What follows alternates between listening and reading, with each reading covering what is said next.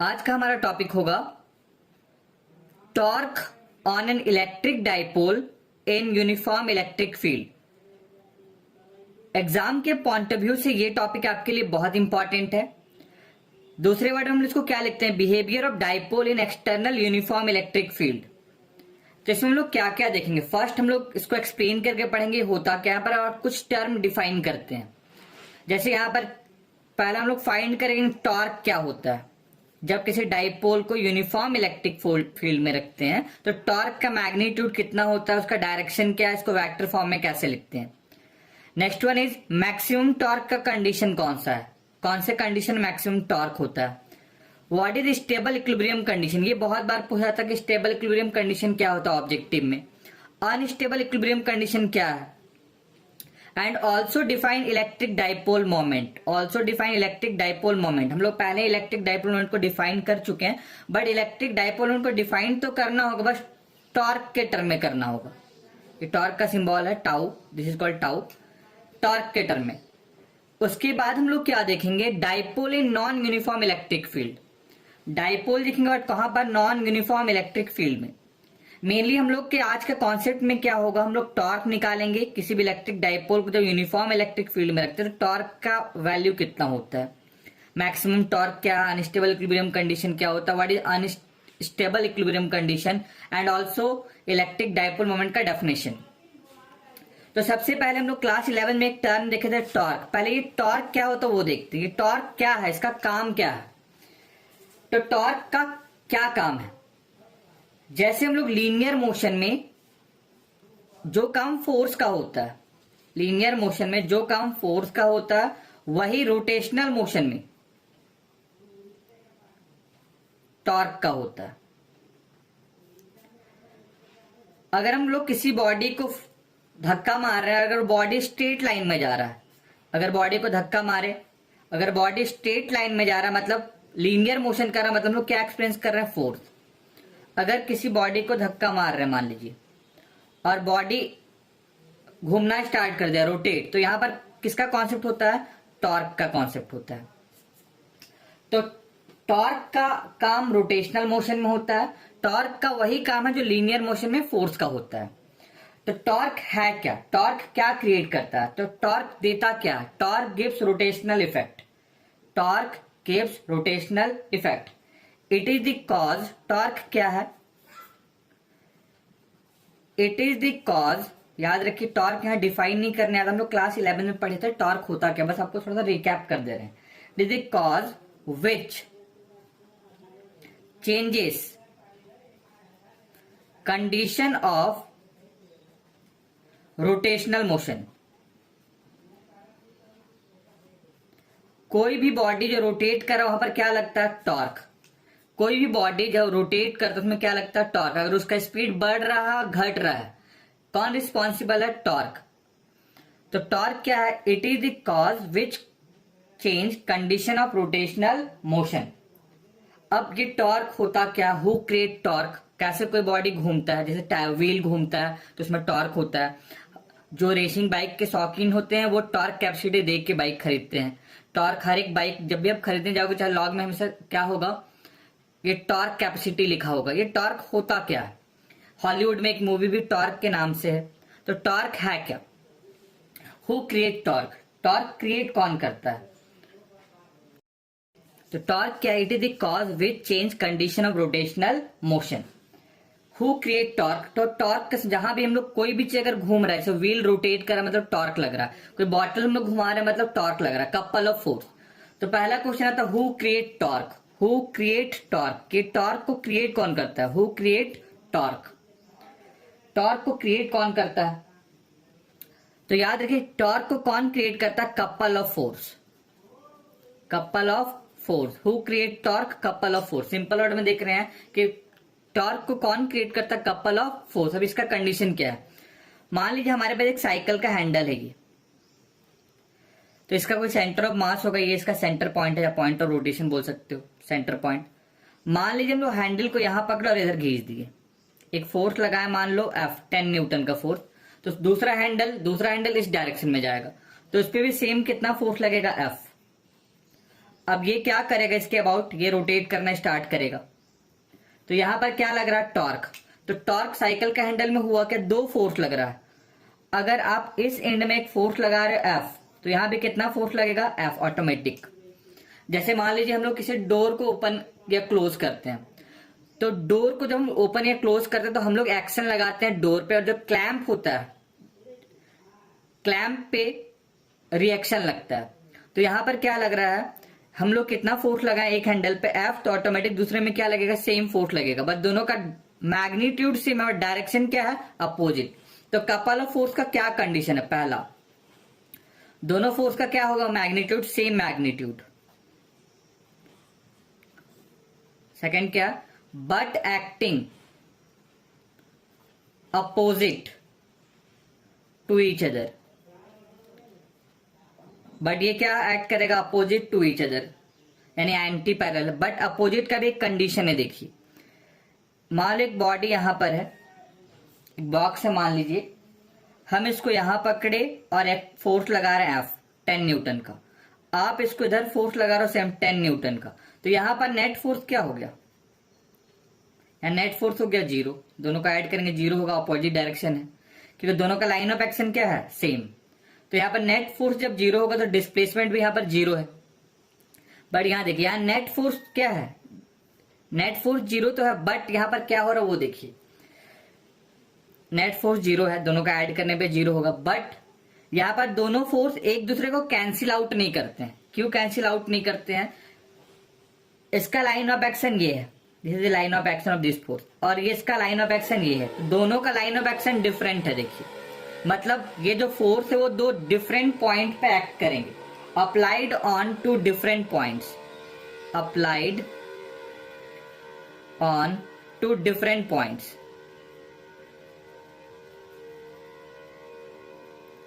तो who create torque, torque कौन create करता है, कपल ऑफ फोर्स। याद रखिए, who create torque, couple of force. But couple of force में यहां पर टॉर्क क्रिएट नहीं हो रहा है, ये टॉर्क का एग्जांपल नहीं, बिकॉज ये रोटेट नहीं कर रहा है यहां पर। तो यहां पर रोटेट का क्या कंडीशन है, कपल ऑफ फोर्स का मतलब क्या, दोनों का मैग्नीट्यूड सेम होगा, मतलब ये अगर 2 न्यूटन तो ये भी 2 newton, acting opposite in each other, दोनों क्या होंगे, अपोजिट एक्ट करेंगे। बट सबसे इंपॉर्टेंट चीज, applied on two different points. यहां देखिए जैसे एक बॉक्स था, इसको हम इधर ले जा रहे हैं, आप भी उधर ही ले, तो ये दोनों एक ही पॉइंट पे फोर्स अप्लाई हो रहा है। बट टॉर्क में ऐसा नहीं होता, यहां पर दो डिफरेंट पॉइंट पे फोर्स अप्लाई होगा। तो who create torque, couple of force, और ये कंडीशन आपको याद रखना है। अब टॉर्क का एक डेफिनेशन क्या, यहां से डेफिनेशन क्या होता है, टॉर्क क्या लिखते हो, देखिए torque, it is the product of either force and perpendicular distance between them. ये देखिए ये क्या होता है, it is the product of either force, either force कोई भी एक फोर्स ले लिए, into perpendicular distance between them, या line of action of force. Perpendicular distance between them का मतलब हो गया एक फोर्स ऐसे एक्ट कर रहा है इस डायरेक्शन में, और एक फोर्स का लाइन ऑफ एक्शन ये है, तो इन दोनों के बीच का परपेंडिकुलर डिस्टेंस, ये वाला डिस्टेंस मान लीजिए आर है, तो फोर्स क्या होगा, what is torque, torque either force into perpendicular distance between them. Either force, जैसे मान लो टाउ है ये, तो फोर्स क्या है एफ, और डिस्टेंस कितना, मान लीजिए ये वाला डिस्टेंस मान लीजिए बी, मान लो ये ए है और ये बी है, तो परपेंडिकुलर डिस्टेंस क्या है, ए बी, तो क्या लिखेंगे एफ इनटू ए बी। इसी को हम लोग वेक्टर फॉर्म में क्या लिखते हैं, टाउ को, टॉर्क इक्वल्स टू, इसको वेक्टर फॉर्म में कैसे लिखते हैं बस याद रखना, फोर्स इंटू परपेंडिकुलर डिस्टेंस को क्या लिखते हैं, पहले मान लो आर मतलब एक पोजीशन वेक्टर है, क्रॉस एफ क्या है, फोर्स टाउ, ये किस फॉर्म में है, वेक्टर फॉर्म में, इन वेक्टर फॉर्म। तो टॉर्क इक्वल टू क्या लिखते हैं, F cross R cross F, R cross F. अगर आप पोजीशन चेंज करके लिखो तो यहां पर माइनस लगाना होगा। अब टॉर्क का डायरेक्शन के लिए किसका यूज करते हैं, राइट हैंड थंब रूल का, राइट हैंड थंब रूल का, या लिख सकते हो स्क्रू रूल का। बाकी हम लोग आगे देखेंगे। तो टॉर्क का बेसिक कॉन्सेप्ट याद रखिए, व्हाट इज टॉर्क, तो क्या लिखेंगे अभी, क्या यूज करेंगे, force into perpendicular distance, either force into perpendicular distance. इसका ऐसा यूनिट हम लोग यहां से निकाल सकते हैं, टॉर्क का ऐसा यूनिट क्या होगा, फोर्स का होता है न्यूटन, डिस्टेंस का मीटर तो न्यूटन मीटर। और कैसा क्वांटिटी है? Vector quantity. डायरेक्शन कौन सा रूल से? राइट हैंड थंब रूल से। राइट हैंड थंब रूल से इसका डायरेक्शन जो हम लोग वेक्टर में देख चुके हैं, राइट हैंड थंब रूल होता क्या है। तो टॉर्क का बेसिक कॉन्सेप्ट क्या होता है हम लोग देख चुके हैं। अब हम लोग स्टार्ट करते हैं हमारा main topic, electric force and torque on an electric dipole and uniform electric field. सबसे पहले हम लोग को यूनिफॉर्म इलेक्ट्रिक फील्ड दिखाना है, तो हम लोग क्या ड्रॉ कर दिए? पैरेलल लाइंस ड्रॉ कर दी। ये जो पैरेलल लाइन है ये क्या दिखा रहा है? यूनिफॉर्म इलेक्ट्रिक फील्ड, मतलब हर जगह इलेक्ट्रिक फील्ड का मैग्नीट्यूड सेम है। ये इलेक्ट्रिक फील्ड है मान लो, और ये इसका इलेक्ट्रिक फील्ड का डायरेक्शन है। ये डायरेक्शन ऑफ इलेक्ट्रिक फील्ड, इस डायरेक्शन में इलेक्ट्रिक फील्ड का डायरेक्शन है। जहां पर एक डाइपोल को रखा गया, डाइपोल में कितने चार्ज होते हैं? दो चार्ज। एक चार्ज है यहाँ पर माइनस क्यू और यहां पर चार्ज है प्लस क्यू। ये मान लो डाइपोल है, minus Q charge, 2 point charge और यहाँ पर एक प्लस क्यू चार्ज को। डाइपोल का लेंथ क्या होता है? ये डाइपोल का लेंथ कितना होगा? 12। मान लीजिए डाइपोल इलेक्ट्रिक फील्ड के साथ कितना का एंगल बना रहा है? थीटा। थीटा क्या है? What is theta? थीटा क्या है? ये डाइपोल इलेक्ट्रिक फील्ड के साथ कितना का एंगल बना रहा है? थीटा। तो हम लोग को पता है कि डाइपोल मोमेंट का डायरेक्शन क्या होता है? Minus Q to plus Q. ये किसका डायरेक्शन है? डाइपोल मोमेंट का, पी का। पी का डायरेक्शन क्या होता है? Minus Q to plus Q. ये पी का डायरेक्शन है, minus Q to plus Q, electric dipole moment का direction minus Q to plus Q, minus Q to plus Q. P equals to कितना होता है? पी इक्वल्स टू हम लोग क्या लिखते हैं? Q into 12। Q into 12। What is P? Electric dipole moment. In magnitude क्या लिखते हैं? P equals to Q into 12, where Q is either charge and 12 is length of the dipole. 12 क्या? Length of the dipole. तो हम लोग को क्या निकालना वो देखिए। हम लोग पहले कॉन्सेप्ट पढ़ चुके हैं कि अगर पॉइंट चार्ज को इलेक्ट्रिक फील्ड E में रखें हैं तो इस पर एक फोर्स लगता है। हम लोग क्या कॉन्सेप्ट पढ़े हैं कि एक मेरे पास पॉइंट चार्ज है मान लीजिए प्लस क्यू, और ये इलेक्ट्रिक फील्ड का डायरेक्शन है। मान लो ये इलेक्ट्रिक फील्ड का डायरेक्शन है, इस डायरेक्शन में इलेक्ट्रिक फील्ड है। अगर एक चार्ज को, पॉजिटिव चार्ज को, पॉइंट चार्ज मान लो प्लस क्यू, उसको इलेक्ट्रिक फील्ड में रखे हैं तो उस पर एक फोर्स लगता है। उस फोर्स का डायरेक्शन अलोंग इलेक्ट्रिक फील्ड होता है। फोर्स लगेगा, और कितना फोर्स लगेगा? क्यू इंटू ई, और इसका डायरेक्शन किधर होगा? अलोंग ई।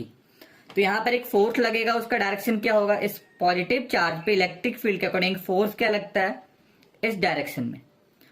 फोर्स का मैग्नीट्यूड क्या होगा? Q into E along the electric field, क्योंकि पॉजिटिव चार्ज को वेक्टर फॉर्म में क्या लिखेंगे? प्लस क्यू इंटू ई, प्लस क्यू इंटू ई। सिमिलरली अगर नेगेटिव चार्ज है, मान लो इलेक्ट्रिक फील्ड का डायरेक्शन थी, इलेक्ट्रिक फील्ड था ई। अब यहां पर एक चार्ज है माइनस क्यू, तो इस माइनस क्यू पे भी फोर्स लगेगा same, Q into E, but इसका डायरेक्शन क्या होगा? Opposite to electric field. इस डायरेक्शन पे एक फोर्स लगेगा क्यू इंटू ई। तो यहां पर फोर्स लगेगा इलेक्ट्रिक फील्ड के अपोजिट, ये होगा। तो इसमें फोर्स का वैल्यू कितना होगा? वेक्टर फॉर्म में माइनस क्यू इंटू ई। तो दोनों का मैग्नीट्यूड क्या है? सेम। इस फोर्स को हम लोग कंसिडर किए F1 और इस फोर्स को कंसिडर कर रहे हैं F2। तो इस डाइपोल पे दो फोर्स लग रहा है, एक लग रहा है माइनस क्यू पे, minus Q into E opposite to electric field, और दूसरा प्लस क्यू इंटू ई। तो यहां पर दो फोर्स लगा, माइनस क्यू पे minus Q into E and plus Q पे प्लस क्यू इंटू ई। दोनों का मैग्नीट्यूड सेम और डायरेक्शन अपोजिट है। तो net force on the dipole, net force on the dipole, वैसे हम लोग बोलते हैं net electric force on the dipole, placed in uniform electric field. कहां रखे हैं? Placed in uniform electric field. तो डाइपोल पे नेट फोर्स कितना लग रहा है? Placed in uniform electric field, dipole पे नेट फोर्स कितना लग रहा है? तो नेट फोर्स कैसे निकालें? डाइपोल पे टोटल फोर्स कितना लग रहा है? तो नेट फोर्स एफ नेट क्या लग रहा है? पहला फोर्स क्या है? F1, second F2 plus Q into E, second क्या है? Minus Q into E. तो दोनों को सम करेंगे, आंसर क्या आएगा? 0। तो what is the net force on the dipole placed in uniform electric field? तो याद रखिए आंसर कितना है? 0। तो किसी भी डाइपोल को अगर हम यूनिफॉर्म इलेक्ट्रिक फील्ड में रख रहे हैं तो नेट फोर्स ऑलवेज 0 होता है। किसी भी डाइपोल को अगर यूनिफॉर्म इलेक्ट्रिक फील्ड में रखते हैं तो नेट फोर्स कितना होता है 0।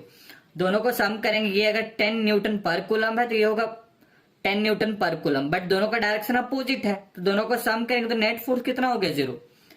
तो यहां देखिए, तो नेट फोर्स 0 का मतलब यहां पर ट्रांसलेटरी मोशन नहीं होगा, there is no translatory motion, मतलब यहां पर कौन सा मोशन नहीं होगा, ट्रांसलेटरी मोशन नहीं होगा, मतलब there is no translatory motion, यानी डाइपोल स्ट्रेट लाइन में नहीं मूव करेगा। तो यहां पर नेट फोर्स 0 हो गया, बट यहां पर क्या काम करेगा, टॉर्क। अब देखिए कैसे टॉर्क काम करता है वो हम लोग देखते हैं। Here F1 and F2 form a couple which tends to rotate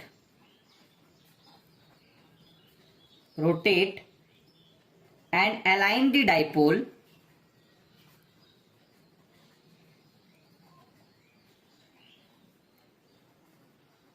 along the direction of electric field.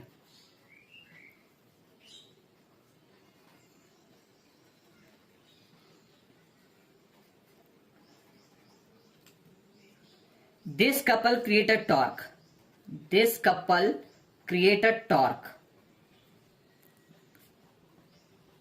अब देखिए यहां पर होता क्या, मान लो ये आपका एक डाइपोल है, एक फोर्स इसको इधर नीचे, ये आपका डाइपोल है, एक फोर्स इसको नीचे ला रहा है, एक फोर्स ऐसे, तो ये क्या करेगा, अपने सेंटर के अबाउट रोटेट करना स्टार्ट कर देगा, सेंटर ऑफ मास के अबाउट रोटेट करना स्टार्ट कर देगा, और किसके अलोंग होना चाहिए, इलेक्ट्रिक फील्ड के अलोंग। तो यहां पर जो कपल ऑफ फोर्स है, एक फोर्स प्लस क्यू इंटू ई, एक फोर्स यहां से लग रहा है इस पे, मान लीजिए ये डाइपोल है, मान लो एक फोर्स यहां पर लग रहा है इस डायरेक्शन में और एक फोर्स इधर, तो ये इसको क्या करेगा, रोटेट करेगा, और किसके अलोंग करना चाहेगा, ई के अलोंग। तो अगर रोटेट कर रहा है इसके सेंटर के अबाउट, ये मान लो इसका सेंटर ओ है, तो अगर ये रोटेट कर रहा है मतलब क्या क्रिएट कर रहा है, टॉर्क। और who create torque, couple of force, couple of force. तो ये क्या करेगा, डाइपोल, यहां देखिए डाइपोल यूनिफॉर्म इलेक्ट्रिक फील्ड में रखेंगे तो ये घूमना स्टार्ट करेगा, और किसके अलोंग होना चाहेगा, इलेक्ट्रिक फील्ड के अलोंग। तो यहां पर क्या क्रिएट हो रहा है, टॉर्क। तो here F1 and F2 form a couple which tends to rotate and align, घुमाएगा, and align the dipole along the direction of B, किसके डायरेक्शन के अलोंग, E के डायरेक्शन के along. This couple create a torque, ये क्या create करेगा, torque. अब ये टॉर्क का हम लोग डेफिनेशन देखें, टॉर्क होता क्या, इसको डिनोट किससे करते हैं, तो टॉर्क का डेफिनेशन क्या था, torque equals to either force into perpendicular distance between line of action of force, between line of action of force। तो टॉर्क क्या है, either force into perpendicular distance between line of action of force. ठीक है, हम लोग देखते हैं force का मैग्नीट्यूड है कितना। तो फोर्स का मैग्नीट्यूड क्या है, या तो minus Q E plus Q E था, तो मैग्नीट्यूड में क्या लिखेंगे, टॉर्क को Q E into perpendicular distance between line of action of force. अब देखिए ये है क्या, एक फोर्स इस डायरेक्शन में लग रहा है, इसका लाइन ऑफ एक्शन इधर है, इधर धक्का मार रहा है, और एक फोर्स इस डायरेक्शन में लग रहा है, इसका लाइन ऑफ एक्शन इस डायरेक्शन में है। तो इन दोनों के बीच का परपेंडिकुलर डिस्टेंस, ये वाला डिस्टेंस निकालना है। तो यहां हम लोग परपेंडिकुलर डिस्टेंस कैसे निकालते हो, देखिए परपेंडिकुलर डिस्टेंस होगा क्या, तो परपेंडिकुलर डिस्टेंस के लिए हम लोग कंस्ट्रक्शन करते हैं। तो परपेंडिकुलर डिस्टेंस है क्या यहाँ पर, तो हम लोग क्या करते हैं, मान लो ये पॉइंट आपका ए है और ये बी है, तो बी से हम लोग यहां पर एक परपेंडिकुलर ड्रॉ करते हैं, हो गया, और यहां से इसको मिला देते हैं। ये इस फोर्स का लाइन ऑफ एक्शन है और ये इस फोर्स का लाइन ऑफ एक्शन है, तो इन दोनों का परपेंडिकुलर डिस्टेंस कौन हो गया, B N. What is B N, perpendicular distance between the force F1 and F2। तो यहाँ हेयर bn क्या है, परपेंडिकुलर डिस्टेंस। अब bn का हम लोग वैल्यू निकालते हैं, bn का वैल्यू होगा कितना, तो अगर ये थीटा होगा तो ये भी एंगल कितना होगा, थीटा। तब bn का वैल्यू कितना वो देखते हैं। अब bn का वैल्यू कितना, तो in triangle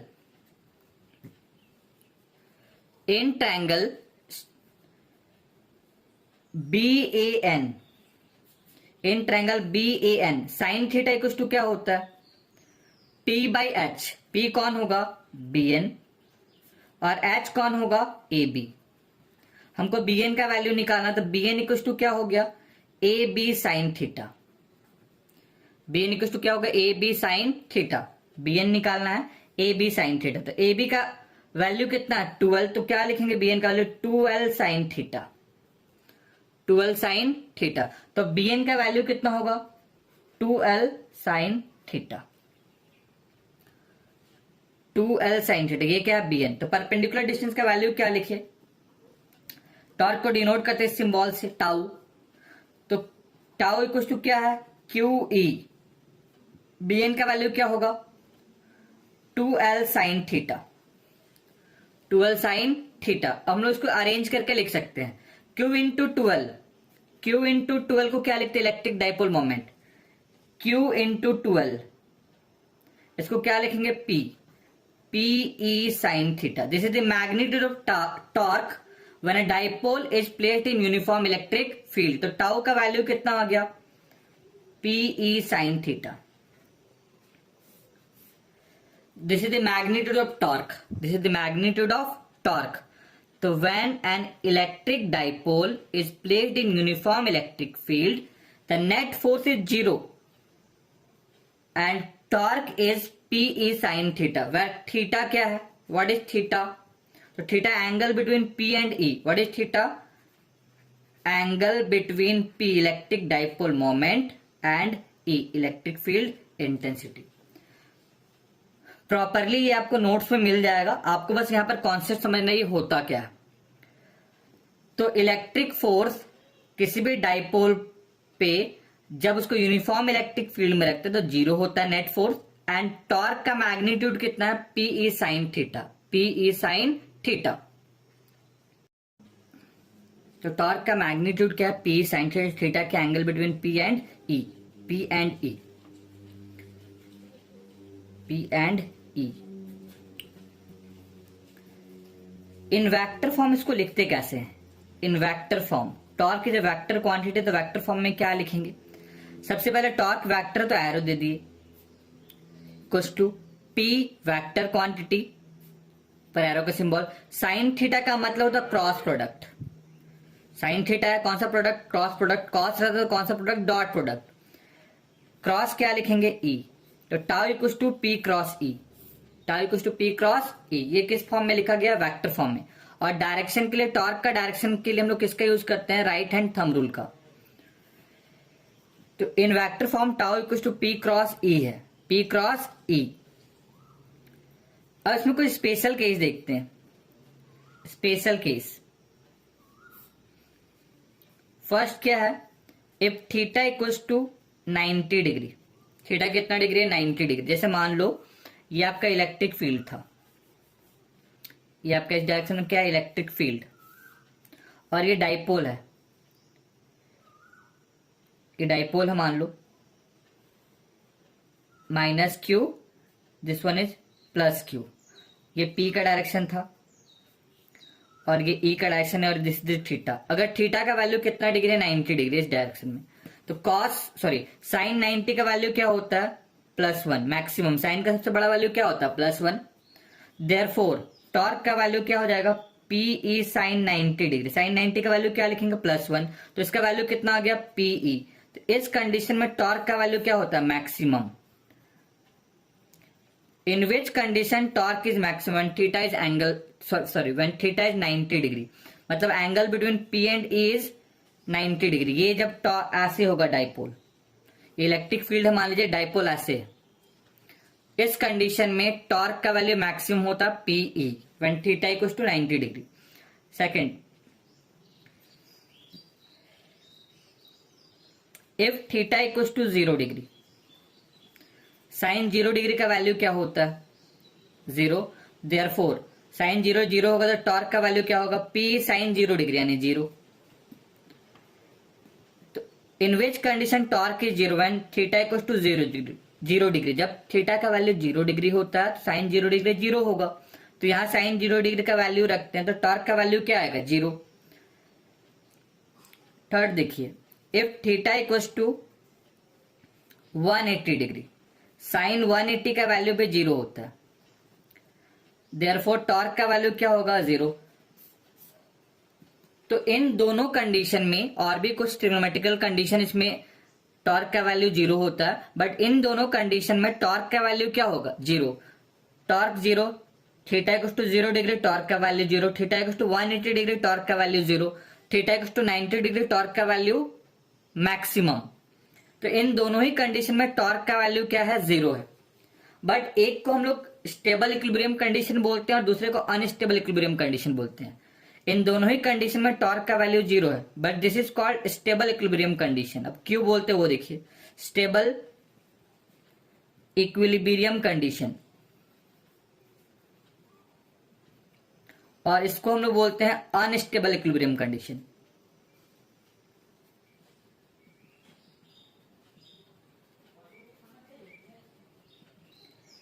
this is stable equilibrium condition, unstable equilibrium condition.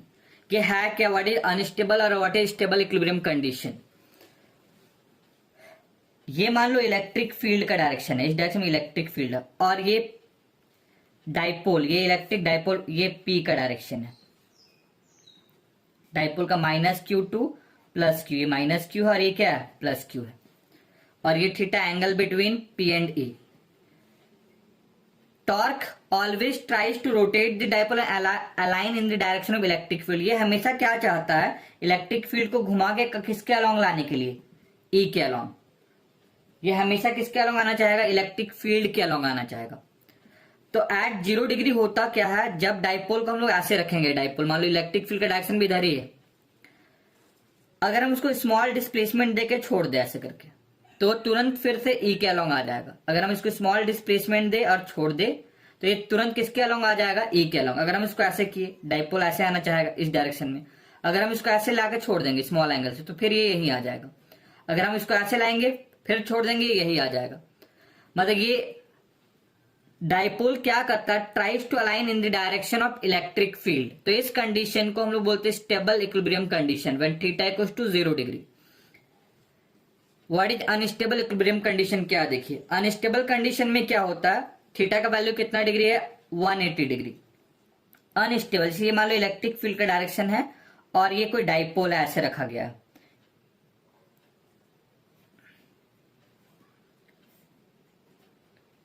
यहां पर angle between P and D कितना है 180 डिग्री। अगर हम लोग किसी डाइपोल को ऐसे छोड़ रहे हैं, पेन पे फोकस करना आपको, ये डाइपोल है मान लो, ये पी का डायरेक्शन है इस डायरेक्शन में, कैप के डायरेक्शन में। तो यहां पर क्या, अगर हम डाइपोल को स्मॉल एंगल से ऐसे डिस्प्लेस करके छोड़ देंगे तो ये कभी यहां रहना नहीं चाहेगा। ये क्या करेगा, तुरंत घूम के फिर ई के अलोंग हो जाएगा। अगर डाइपोल ऐसे रखा गया है, इसको हम स्मॉल डिस्प्लेसमेंट देके अगर छोड़ दे रहे हैं, तो ये क्या करता है, उसी डायरेक्शन में आगे बढ़ जाता है और किसके अलोंग चला जाएगा, ई के अलोंग।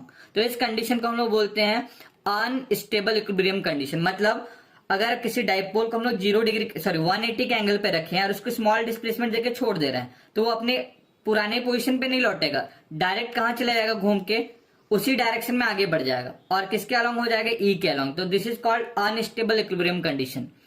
तो when theta equals to 90 degree, this is called maximum torque.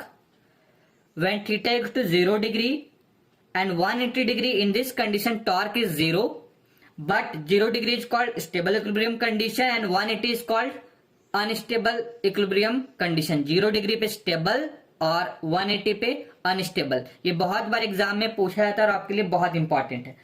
अब यहां पर एक और केस आता, also define electric dipole moment here.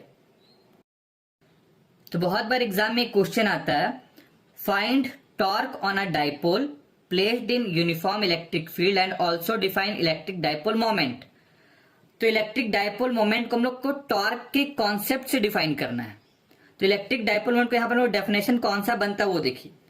तो डिफाइन इलेक्ट्रिक डाइपोल मोमेंट, तो हम लोग क्या देखें, वी हैव, यहाँ पर एक फॉर्मूला आया, tau equals to P E sine theta, ये फॉर्मूला आया। तो यहां से डेफिनेशन कैसे बनता वो देखिए। तो टॉर्क के साथ कौन कौन सा टर्म लगा वो देखिए, ई और साइन थीटा, ये ना torque to P E sine theta. तो ये वो जो टर्म है ई साइन थीटा, इसको हम लोग यूनिट कर देंगे। If theta equals to 90 degree and E equals to 1 newton per coulomb, तो देयरफॉर तो टाउ का वैल्यू क्या हो गया, पी ई का वैल्यू 1 और साइन 90 कितना होता है 1, देयरफॉर पी इक्वल टू क्या हो गया टाउ। तो यहां से हम लोग इलेक्ट्रिक डाइपोल मोमेंट को डिफाइन करते हैं। तो इलेक्ट्रिक डाइपोल मोमेंट का डेफिनेशन यहां से क्या बनता है, डाइपोल मोमेंट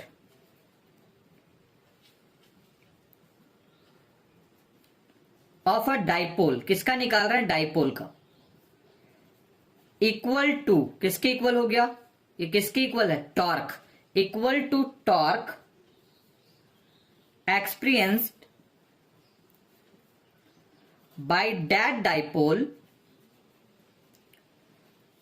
टॉर्क इक्वल हो गया experience by that dipole when placed in an electric field, कहां रख रहे हैं, इलेक्ट्रिक फील्ड में, ऑफ स्ट्रेंथ, उसका स्ट्रेंथ कितना लिए, इलेक्ट्रिक फील्ड का स्ट्रेंथ क्या लिए हैं, unit 1 newton per coulomb at right angle to it, कितना का एंगल लिया है 90। तो यहां से हम लोग डिफाइन कर सकते हैं, आप अपने लैंग्वेज में डिफाइन कर सकते हो। तो यहां पर डेफिनेशन क्या था, यहां देखिए फिर से, टाउ इक्वल टू क्या था, पी ई साइन थीटा था, तो हमको पी को यहां से डिफाइन कर सकते, P equal to tau by क्या होगा, ई साइन थीटा। तो ये दोनों टर्म को यूनिट कर देते हैं। तो ये दोनों टर्म को यूनिट करने के लिए क्या किए, थीटा का वैल्यू 90 डिग्री और ई का वैल्यू 1 ले लिए। तो देयरफॉर पी और टाउ क्या हो गया, आपस में इक्वल। तो यहां से डेफिनेशन क्या वो देखिए, तो डेफिनेशन क्या बनता है, dipole moment of a dipole यानी P is equal to torque, किसके इक्वल है, टॉर्क के equal, torque, torque experience by that dipole when placed in, कहां रखे उसको, इलेक्ट्रिक फील्ड में, डाइपोल को कहां रख रहे थे, इलेक्ट्रिक फील्ड में, of strength 1 newton per coulomb at right angle to it, at right angle to it. तो हम लोग क्या देखें कि अगर कोई डाइपोल है उसको यूनिफॉर्म इलेक्ट्रिक फील्ड में रखना है, तो यूनिफॉर्म इलेक्ट्रिक फील्ड के लिए हम लोग क्या देखें कॉन्सेप्ट, एक डाइपोल उसको यूनिफॉर्म इलेक्ट्रिक फील्ड में रखना है। तो यूनिफॉर्म इलेक्ट्रिक फील्ड के हम लोग क्या बनाते हैं, पैरेलल लाइंस दिखाते हैं। पैरेलल लाइंस क्या शो करता है कि यूनिफॉर्म इलेक्ट्रिक फील्ड है, लाइन के बीच का स्पेसिंग सेम होना चाहिए। यहां पर एक डाइपोल को रख दी, मान लो एक डाइपोल है, यहाँ पर एक माइनस क्यू चार्ज है, यहाँ पर प्लस क्यू चार्ज है, ए पॉइंट पे माइनस क्यू चार्ज रखे हैं और यहाँ पर एक प्लस क्यू चार्ज रखे हैं बी पॉइंट पे। तो इलेक्ट्रिक फील्ड का डायरेक्शन ये था। तो हमको पता है अगर पॉजिटिव चार्ज है तो इलेक्ट्रिक फील्ड उसके अलोंग बनेगा, फोर्स अलोंग लगेगा, तो कितना होगा, प्लस क्यू इंटू ई, और यहाँ पर फोर्स क्या लगेगा, माइनस क्यू इंटू ई। इलेक्ट्रिक डाइपोल मोमेंट का डायरेक्शन क्या होता है, minus Q to plus Q, ये पी हो गया। कितना का एंगल बना रहा है, थीटा, ये एंगल कितना है, थीटा। बी से एक परपेंडिकुलर ड्रॉ करते हैं बी एन। तो इसी के टर्म में लोग क्या देखे, टॉर्क का मैग्नीट्यूड कितना होता है, टाउ, और साथ साथ नेट फोर्स कितना है, तो एफ नेट कितना होगा, नेट फोर्स, पहला नेट फोर्स कितना होगा, तो नेट फोर्स, दोनों फोर्स का मैग्नीट्यूड कितना होगा, 0। तो आपको हमेशा याद रखना है किसी भी डाइपोल को अगर यूनिफॉर्म इलेक्ट्रिक फील्ड में रख रहे हैं तो नेट फोर्स ऑलवेज 0। टॉर्क कितना होगा, PE sine theta, in magnitude torque का वैल्यू क्या होगा, पी साइन थीटा। इसी को अगर हम लोग वेक्टर फॉर्म में लिखे तो टाउ, वेक्टर का सिंबल पी क्रॉस ई। अब इसी में आपको स्पेशल केस में 3 चीज याद रखना है।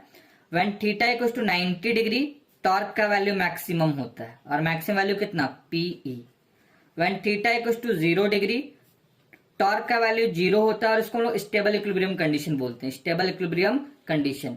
When theta equals to 180 degree torque का वैल्यू 0 होता है इस कंडीशन में, बट इसको हम लोग क्या बोलते हैं, अनस्टेबल इक्विलिब्रियम कंडीशन बोला जाता है। तो ये आपको याद रखना, जो हम लोग न्यूमेरिकल में यूज करते हैं, और ये आपको ऑब्जेक्टिव में और कॉन्सेप्चुअल क्वेश्चन में बहुत हेल्प करेगा। नेक्स्ट यहां पर हम लोग जब इलेक्ट्रिक पोटेंशियल का टर्म देखेंगे, वहां पर क्या देखेंगे, work done in rotating the dipole and also electric potential energy in the dipole when placed in uniform electric field. अब एक छोटा सा टर्म होगा जो हम लोग देखेंगे, behaviour of dipole in non uniform electric field.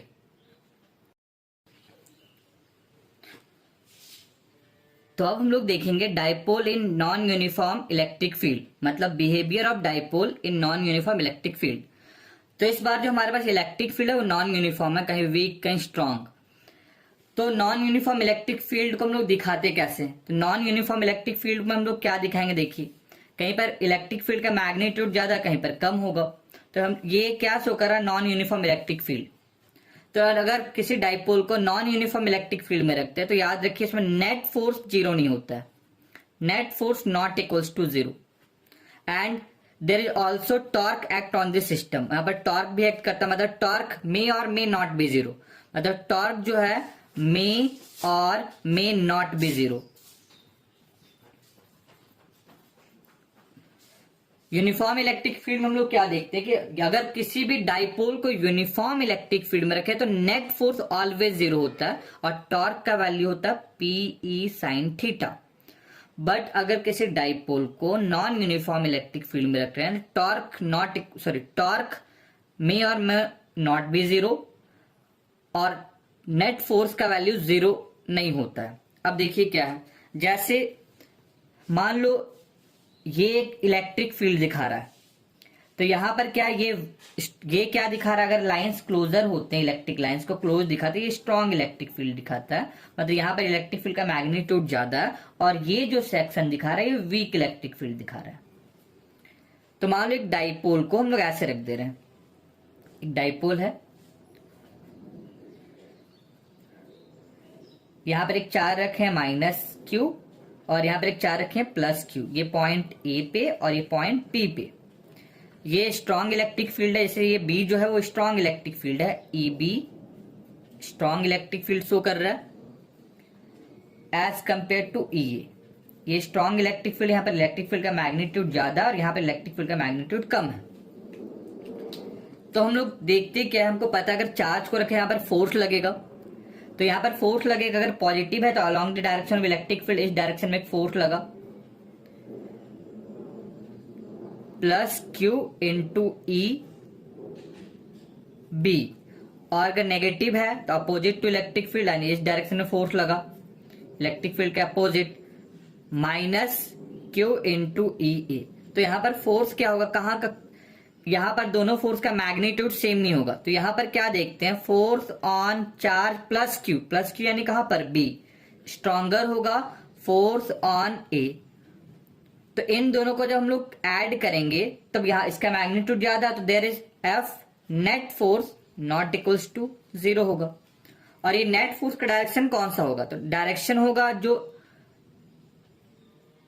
B का डायरेक्शन यानी इन the direction of increasing electric field, in the direction of increasing electric field, in the direction of increasing electric field, इस direction में ये net force का direction होगा increasing electric field के direction में। Just opposite मान लीजिए फिर से ये कोई नॉन यूनिफॉर्म इलेक्ट्रिक फील्ड है, यहां पर एक डाइपोल रखे हैं, यहां पर रखे हैं एक charge minus Q strong electric field में, ये क्लोजर मतलब स्ट्रॉन्ग इलेक्ट्रिक फील्ड में, और यहां पर एक चार्ज रखे हैं प्लस क्यू, एक पॉइंट ये पॉइंट ए पे और एक पॉइंट बी पे, ये एक डाइपोल है जो रखा गया uniform non uniform electric field में। तो हम लोग क्या देखते हैं, ये इलेक्ट्रिक फील्ड का डायरेक्शन है, ये इलेक्ट्रिक फील्ड का डायरेक्शन है, मान लीजिए इस डायरेक्शन में इलेक्ट्रिक फील्ड जा रहा है। तो यहां हम लोग क्या देखते हैं कि इलेक्ट्रिक फील्ड ए का स्ट्रॉन्ग है as compare to electric field on B, इसका मैग्नीट्यूड ज्यादा होगा इस इलेक्ट्रिक फील्ड का, क्योंकि क्लोज लाइंस है मैग्नीट्यूड ज्यादा है।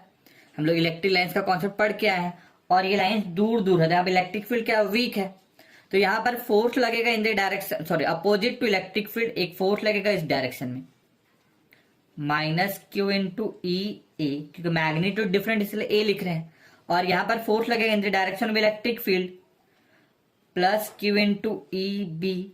तो इन दिस कंडीशन किसका मैग्नीट्यूड ज्यादा होगा, मैग्नीट्यूड साइन नहीं देखना आपको, तो मैग्नीट्यूड हम लोग क्या देखते हैं कि यहां पर स्ट्रॉन्ग इलेक्ट्रिक फील्ड है तो इसका मैग्नीट्यूड ज्यादा होगा, तो force on A is greater than force on B, यहां का फोर्स ग्रेटर होगा, तो यहां पर डायरेक्शन कौन सा होगा फोर्स का, तो इन the direction of decreasing electric field, in the direction of decreasing electric field, in the direction of decreasing electric field. अब there is also torque act on this system, ये क्या होगा, ये अगर यहां पर फोर्स लग रहा तो ये आगे बढ़ेगा, यानी कौन सा मोशन, अगर आगे बढ़ रहा है उसको बोलते हैं लीनियर मोशन, ट्रांसलेशनल मोशन। साथ साथ टॉर्क एक्ट करेगा तो घूमेगा भी। तो यहां पर जो मोशन होता है वो ट्रांसलेशनल प्लस रोटेशनल दोनों होता है। जनरली ये आपको मोशन के बारे में ये आपको कॉम्पिटिशन में पूछता, बट आपको याद रखना है। अब यहां पर दो केस आता, अगर P electric dipole moment parallel to electric field है, anti parallel to electric field है, तब क्या होता है। देखिए, if P is parallel to E, in this condition क्या होता है, मान लो नॉन यूनिफॉर्म इलेक्ट्रिक फील्ड है और ये डायरेक्शन इलेक्ट्रिक फील्ड का, इलेक्ट्रिक फील्ड। यहां पर एक डाइपोल है, मान लीजिए डाइपोल यानी दो चार्ज, एक माइनस क्यू और यहां पर क्या है प्लस क्यू। डाइपोल मोमेंट का डायरेक्शन क्या होता है, डाइपोल मोमेंट का डायरेक्शन हम लोग क्या लेते हैं, माइनस क्यू टू क्या लेते हैं प्लस क्यू। ये डाइपोल मोमेंट का डायरेक्शन है minus Q to plus Q. तो यहां पर क्या देखते हैं हम लोग, यहां पर एक फोर्स एक्ट करेगा इस डायरेक्शन में, force on minus Q charge, और एक फोर्स यहां एक्ट करेगा in the direction of positive charge in the direction of electric field. तो क्या लिखेंगे, फोर्स ऑन प्लस क्यू। दोनों में फोर्स एक्ट कर रहा है, क्योंकि इलेक्ट्रिक फील्ड में रखे तो यहां पर एक फोर्स एक्ट करेगा in the direction of electric field, positive charge है इसीलिए प्लस क्यू इंटू ई, और यहां फोर्स एक्ट करेगा opposite to electric field. Because ये स्ट्रॉन्गर इलेक्ट्रिक फील्ड है तो फोर्स का डायरेक्शन कौन सा होगा, ये फोर्स का डायरेक्शन इधर हो गया नेट फोर्स, ये नेट फोर्स का डायरेक्शन हो गया क्योंकि इसका मैग्नीट्यूड ज्यादा है। तो नेट फोर्स का डायरेक्शन क्या होगा, इन the direction of increasing electric field, in the direction of increasing field, in the direction of increasing field. Second क्या है, if P is anti-parallel to E,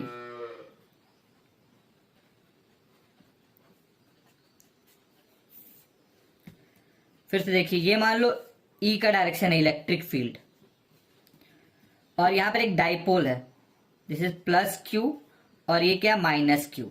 dipole moment का direction कौन सा होता है, minus Q to plus Q, ये P का direction है। फिर से ये कैसा फील्ड पढ़ रहे हैं, याद रखिए नॉन यूनिफॉर्म इलेक्ट्रिक फील्ड। तो यहां पर क्या, ये स्ट्रॉन्ग इलेक्ट्रिक फील्ड है और ये वीक इलेक्ट्रिक फील्ड। तो यहां पर फोर्स का डायरेक्शन देखिए क्या है, ये वीक इलेक्ट्रिक फील्ड है तो फोर्स का डायरेक्शन इस डायरेक्शन में होगा, force on plus Q charge. ये डायरेक्शन इधर क्यों, अगर पॉजिटिव चार्ज है उसका डायरेक्शन हमेशा इलेक्ट्रिक फील्ड के साथ होता है, और यहां पर जो फोर्स होगा उसका direction opposite to electric field, इस डायरेक्शन में फोर्स ऑन माइनस क्यू, क्योंकि ये स्ट्रॉन्ग, इधर जो रीजन है वो स्ट्रॉन्ग है, स्ट्रॉन्ग इलेक्ट्रिक फील्ड। तो हम लोग क्या देखते हैं, डायरेक्शन नेट फोर्स का डायरेक्शन किधर होगा, नेट फोर्स का डायरेक्शन किधर होगा, ये होगा नेट फोर्स का डायरेक्शन इस डायरेक्शन में। दोनों को माइनस करेंगे, डायरेक्शन अपोजिट है ये डायरेक्शन में, तो किधर है इसका direction, on the direction of decreasing field.